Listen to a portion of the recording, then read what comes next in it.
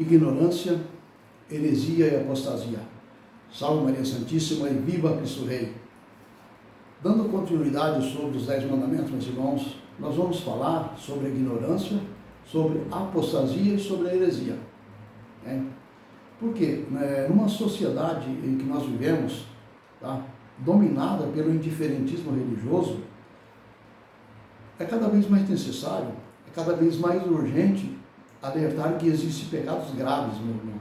Pecados graves contra a teologia, contra a virtude teologal da fé. Tá? Pecados graves contra a virtude teologal da fé. Tá? Então, como a ignorância é vencível, a heresia, a apostasia, pecados graves contra a virtude teologal da fé. Por isso nós vamos continuar nessa longa reflexão sobre o primeiro mandamento. Tá? Por quê? Porque ele é tão importante quanto, infelizmente, ele é ignorado. Tá? Os pecados da segunda tábua, eles são relativos ao próximo. Nós falamos isso aí no vídeo passado sobre isso aí. Tá? Eles são mais evidentes e são mais óbvios, mas não é o caso do nosso relacionamento com Deus. Tá? Não é o caso do nosso relacionamento com Deus. Porque há uma tendência de nós negligenciarmos essa relação, essa nossa relação com Deus, nós negligenciamos. Tá? Nós negligenciamos. E essa relação, essa negligência, tá? Como dissemos no estudo da nossa última conversa, no nosso último vídeo, tá? No vídeo passado, perdão, nós podemos ocasionar o quê? Ocasionar a maior tragédia das tragédias. Qual é essa tragédia? É a morte da nossa vida sobrenatural. Então vamos partir agora, meus irmãos, da seguinte constatação. Nós somos membros do corpo de Cristo, certo? Ou como disse o nosso Senhor no Evangelho, não é? Somos ramos da videira que é Jesus. Lembra? A videira verdadeira. Isso significa o quê? Isso significa que a igreja, ela não é uma entidade sociológica. Tá? Nós estamos unidos no Cristo. Nós estamos unidos em Cristo, perdão. Tá? E há nesse elo um elemento sobrenatural. Para entender isso, imagine comigo, tá? Essa imaginação que vem agora, imagine comigo. Uma coxa de frango assada, suculenta, tá? Essa coxa, ela deriva, ela vem do que? Ela vem de uma galinha. Ela foi um ovo, depois ela se tornou um pintinho, né? Nasceu um pintinho, aí ele foi crescendo, ele foi abatido, foi preparado, e ele foi servido para um almoço. Quando nós comemos essa galinácea, porque se trata aqui da coxa de um frango, né? Filhote de uma galinha, vamos dizer assim, tá? Ao comermos essa galinácea, tá? Essa vida galinácea, ela incorporada no nosso organismo, ela se torna uma vida humana. O filho de galinha tornou-se filho de homem, do ponto de vista do frango. Tá? O que houve aí? Houve um salto do natural para o sobrenatural. Comparando nós, né, com a vida de uma galinha, a vida de um frango, de uma ave. Entende? Houve um salto natural para o sobrenatural. E é isso que acontece quando nós entramos para o corpo de Cristo. Entende?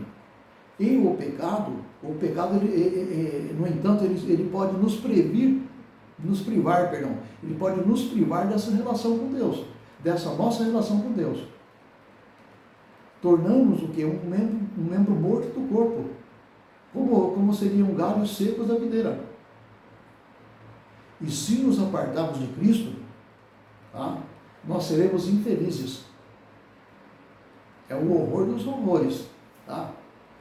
Não ter uma vida em Cristo. Portanto, meus irmãos, é preciso nós refletirmos sobre as práticas e as tendências, né? As práticas e tendências que nos afastam de Deus. E é isso que fazemos ao estudarmos o primeiro mandamento. Esses vídeos que nós estamos colocando, nós estamos estudando o primeiro mandamento. Entendeu?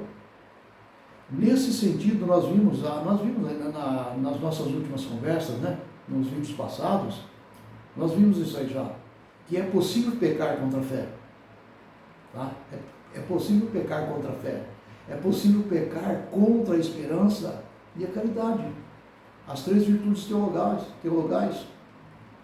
E dos 3 tipos de pecado contra as virtudes teologais, o primeiro, tá? O primeiro é o mais banalizado. Embora ele é gravíssimo e é fatal. Tá? E é banalizado, é o mais banalizado. Porque nós vivemos em tempos, meus irmãos, de pluralismo e indiferentismo religioso, em que as pessoas acham razoável crer ao mesmo tempo em Jesus Cristo, em doentes, tá? Ao mesmo tempo crer em Jesus Cristo e crer em fadas, crer em anjos cabalísticos. Não sei se vocês já ouviram isso aí. Por exemplo, crer em Jesus Cristo e crer em Papai Noel.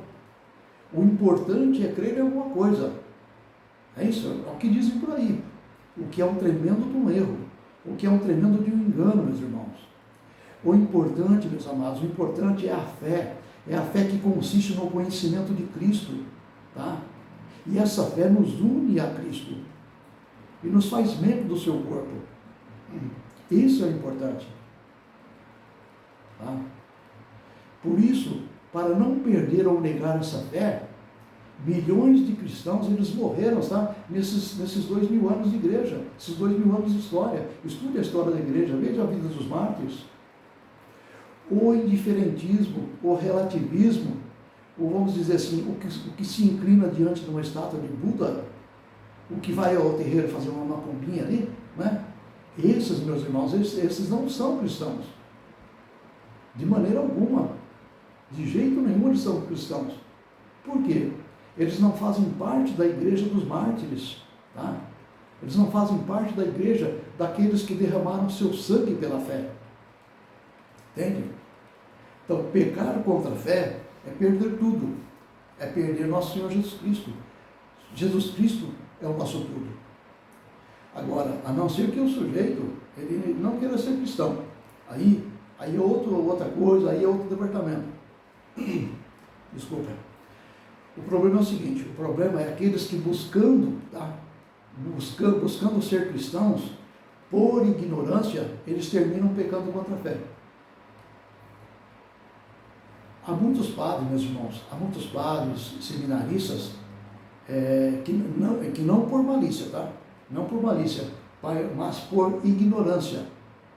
Eles acreditam ser cristianíssima, a ideia tonta, a ideia, vamos dizer assim, a ideia tonta de que todas as religiões são boas. Tá? Tanto faz como tanto fez. Agora eu pergunto para você, como juntar essas besteiras, né, com um fato histórico e incontornável do martírio? Como? Não tem como. Todos os apóstolos, meus irmãos, todos os apóstolos, eles morreram mártires. São João só não morreu mártir. Só São João não morreu mártir. Por quê? Porque Deus fez um milagre.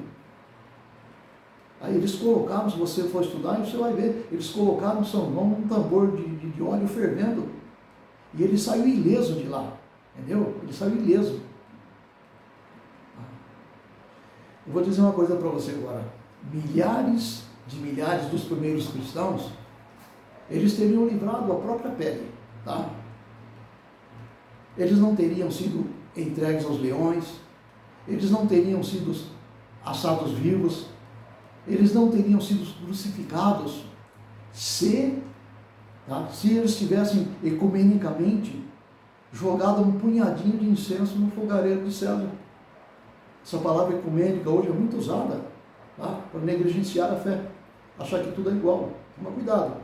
Tá?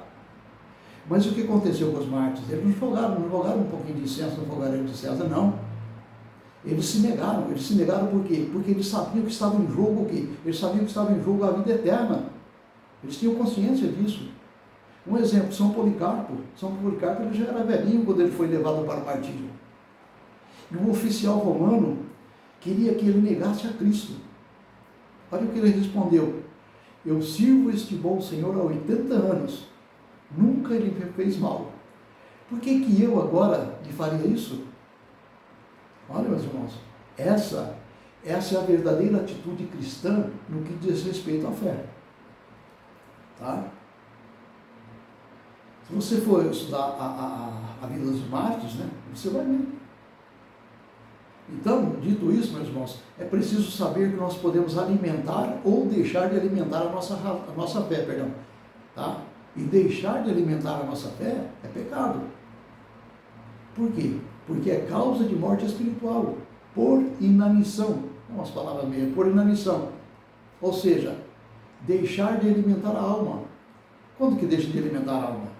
Quando não tem uma vida de oração, quando você não tem uma vida de estudo, não estuda a Sagrada Escritura, não estuda a sua fé, não estuda o catecismo da Igreja Católica, você está deixando de alimentar a alma, de alimentar a sua fé. Tá? Agora nós vamos ver quais são os pecados contra a fé. Tá? Quais são os pecados contra a fé? O primeiro é desconhecer os artigos da fé. Entende? O que eu acabei de falar agora. É desconhecer desconhecer os artigos da fé. Tá? Em teologia, isso aí se diz fides qui, que é o conteúdo básico da fé. Ele se resume em 4 realidades. 4 realidades, tá? Primeiro são os 12 artigos do credo. Segundo, os 10 mandamentos, os 7 sacramentos e as orações fundamentais, como o Pai Nosso. Tá? Meus irmãos, com o credo, se estuda, com o credo nós tomamos conhecimento da Trindade de Deus. Com o credo nós tomamos conhecimento da encarnação de Cristo no seio da Virgem Maria. Com o credo nós tomamos conhecimento da ressurreição, da instituição da igreja, que é una, santa, católica e apostólica. Tá? Com o credo nós tomamos o conhecimento da promessa de vida eterna. Tudo isso aí se trata do núcleo da fé cristã. E todos nós, todos precisamos conhecer os 10 mandamentos. Sem distinção, todos precisamos conhecer os 10 mandamentos. E o objetivo desse vídeo, como os outros, né, da nossa conversa, desse nosso estudo, é mostrar como devemos agir. Tá?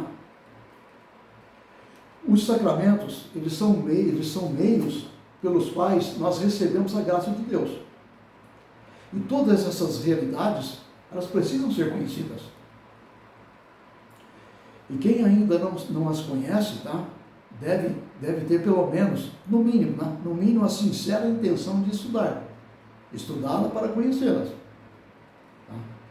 E quem por negligência ou rebeldia não sabe e não quer saber, essas pessoas elas incorrem em pecado grave. Eu digo para você, afinal, como se pode desprezar aquilo que nos leva à plena felicidade? Não é?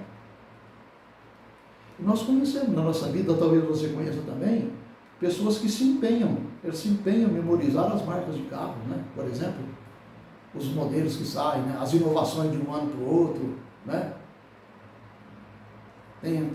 Tem tal acessório diferente. Tem pessoas que sabem cada movimento parlamentar de todas as instituições do Congresso Nacional, às vezes até da municipal, que agora está em evidência, né? A direita, a esquerda, essa briga toda aí, né? Tem pessoas que se empenham em conhecer. Tem pessoas que até estão muito a par da situação dessa guerra lá de Israel, da guerra de Ucrânia, né? E elas conhecem todas as peças envolvidas no suposto tabuleiro, vamos dizer assim, da Terceira Guerra Mundial. As pessoas se esforçam, as pessoas se estudam. Meus amados, como admitir que as pessoas se esforcem por entender o secundário? Porque tudo isso aí é secundário, concorda? E deixar de lado o principal, que é o nosso Senhor Jesus Cristo, a nossa fé, a nossa esperança, a nossa alegria, a nossa salvação. E isso aí é um outro modo de se inverter as ordens das coisas, como nós já falamos nos outros vídeos, né? A inversão das coisas. E isso é pecado. É pecado. E além, dando continuidade, além dos pecados contra a fé por desconhecimento, há também os pecados por inação. Tá? Pecado por inação, ou seja, por falta de exercer um ato de fé. Um ato de fé. Isso aí é chamado fides qui. Tá? Então, por exemplo, é ficar muito tempo sem fazer uma mínima oração. Muito tempo sem fazer uma oração, mínima oração, é pecado mortal. Tá? E também é pecado mortal deixar de rezar por preguiça. É pecado também deixar de rezar por preguiça. É claro que nesse caso aqui, a gravidade, ela varia, ela vai depender do seu estado de vida, ela vai depender das suas circunstâncias. Por exemplo, um padre que ele tem a obrigação de rezar a liturgia das horas, ele passa o dia inteiro sem rezar, por falta de tempo, tá? Por estar no zelo apostólico, muitas comunidades para cuidar, muita coisa. Ele precisa se emendar, precisa arrumar tempo. Mas tem lá o seu atenuante, ou seja, situações que podem diminuir, tá? Diminuir a gravidade do pecado. Agora, se você dispõe de tempo, né? Tempo para você não é problema. Se você dispõe de saúde, né? E deixar de rezar, você comete falta muito mais grave. Agora, seja como for, para todos, tá? Sem distinção, ficar longo tempo sem rezar, sem fazer oração, é pecado mortal. Tá? Também é pecado ficar alimentando dúvidas sobre a fé. Tá? Alimentar dúvidas sobre a fé é pecado, sobre a nossa fé é pecado. É ato de fé submeter a inteligência, a autoridade de Deus revelante. Deus é Deus, Ele revela, eu tenho que entender, eu tenho que aceitar. Entende? Ou como eu já conheci pessoas que eles acreditam apenas em algumas partes da revelação. Eles rejeitam as outras partes da revelação. Isso aí é o mesmo que chamar Deus de mentiroso. E é claro, tá? Vou repetir, é claro que não entra aqui aqueles casos de ignorância. Tem padres que dizem que a virgindade de Maria não era dogma. Que Jesus, né? Jesus, por ser Deus, ele poderia, por exemplo, ele poderia ter nascido de José. Mas por quê que ele acreditava nisso? Porque ele teve professores, tá? Professores do seminário, né? Professor de teologia, que eles serviam como heresiarcas. Eles ensinavam essas heresias dentro do seminário lá. Eles aprenderam. Tá? Mas quando ele conhece a verdade, quando docilmente ele volta atrás, ele se vê ludibriado, ele se viu enganado, e ele mudou de opinião. Tá? Agora o problema está naquele que, por pura teimosia, ou por espírito de contradição, ele resiste à verdade. Tá? Na tradição ele resiste à verdade. Ele resiste à verdade revelada. Portanto, não cultivemos dúvidas no nosso coração, na nossa mente, meus irmãos. Tá? Não vamos cultivar essas dúvidas. Não nos coloquemos a fé em perigo. Não coloquemos a nossa fé em perigo. Por exemplo, é razoável que um teólogo ou vamos dizer assim, um apologista, que ele tem uma fé muito sólida, tá? Ele começa a estudar os livros dos ateus, por quê? Com a finalidade de refutá-los. No entanto, é de se temer quem faça isso, quem já tem a fé meio capengando, vamos dizer assim, meio claudicante, meio vacilante, né?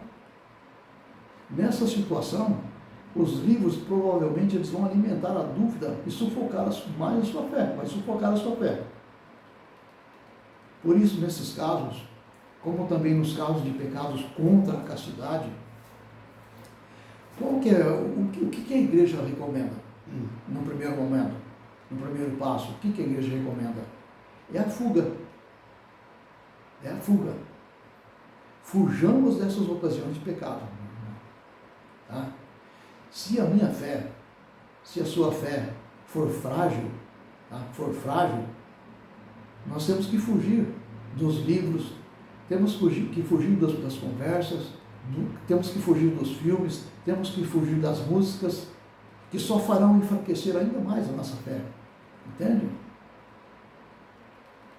Também no mesmo sentido, meus irmãos, no mesmo sentido aqui falando da fé, é colocar a fé em perigo, frequentando igrejas heréticas e seitas.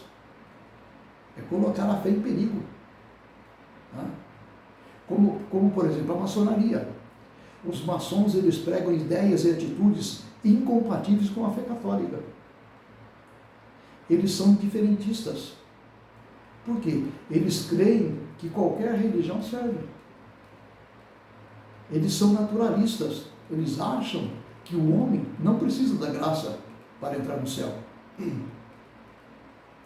É evidente, tá? Está muito claro que, portanto, que participar desses grupos coloca a nossa fé em perigo, concorda? E, aliás, outra coisa, não só coloca em perigo, tá? Como também é perigoso o escândalo. Escandalizar, você já ouviu essa palavra, escandalizar? É o contrário do que se pensa, tá? Não é, por exemplo, fazer assim um estardalhaço, chamar a atenção, tá? Escandalizar é colocar em dúvidas aquelas pessoas que nos tomam como exemplo, tá? Vamos colocar uma situação para ficar mais claro. Imagine um pai de família, tá? Perdão, imagine um pai católico, um pai de família, que ele leva o seu filho numa igreja evangélica. E ali ele participa da ceia, né? E o filho está vendo, está assistindo lá, está vendo, acompanhando. Aquele filho, ele vai interpretar o quê? Ele vai interpretar que aquela é a fé do pai. Ele vai criar com isso, ele vai criar uma opinião errada. Ele vai criar um engano ali no coração dele, certo? Aliás, não só o filho, como também as outras pessoas que conhecem aquele homem. Eles também vão acreditar que aquela atitude é lícita. Que tanto faz a Sagrada Eucaristia ou a ceia do pastor. Entende? Isso o que é? Isso é um escândalo. É um escândalo. Tem pessoas, meus irmãos, tem pessoas que têm dúvidas, como eu tive, tá? Como eu tive dúvida e participei da situação que eu vou colocar agora. Tem pessoas que têm dúvidas se o católico pode participar ou não de cultos ou cerimônias. Por exemplo, como um casamento das igrejas evangélicas. A resposta, em princípio, é não. É não. É justamente para não atentar contra a própria fé, tá? E para não escandalizar as outras pessoas. Entende? É claro, se um parente evangélico, ele é evangélico de berço, né? Aí ele vai se casar com uma outra pessoa também nascida evangélica, né? E com isso nós somos convidados apenas para testemunhar o enlace, tá? Apenas para testemunhar, para assistir ali. Aí não há problema nenhum. Agora, é diferente se o noivo, por exemplo, se ele foi um católico, tá? Um católico e ele apostatou. Tá? Ir ao casamento, nesse caso, é como que aprovar a sua atitude e dar os parabéns pela perda da fé. Parabéns, meu irmão, parabéns pela perda da sua fé. É a mesma coisa. E ainda pior, aí um casório do sujeito, ele casa na igreja católica, que por conveniência ele se abandonou a igreja católica e foi juntar-se com uma evangélica. Comparecer à celebração é aplaudir o adultério. Entende? Nós jamais aplaudiríamos um parente que nos convidasse, por exemplo, vamos colocar uma situação, um parente que nos convidasse para uma cerimônia bela, nos convidasse para uma cerimônia emocionante, e que no fim dessa cerimônia, ele mataria sua própria mãe. A mãe aqui, entenda, a igreja. Tá? Nós não iríamos, meus irmãos, nós não iríamos a esse evento por não apoiar esse pecado, por não apoiar esse crime. Por que então comemoraríamos ao mesmo tempo o adultério e a apostasia? O que nós iríamos fazer lá? Dar os parabéns e apoiar isso aí. Por outro lado, além de alimentar a nossa fé e evitar que ela se envenene, nós precisamos professá-la, professar a nossa fé. Agora veja bem, agora veja bem, professar a nossa fé quando nós somos chamados a isso e a ocasião nos permite. Vamos colocar outra situação. Por quê? Porque há situações em que a defesa da fé resultará infrutífera. tá? É infrutífero. Por exemplo,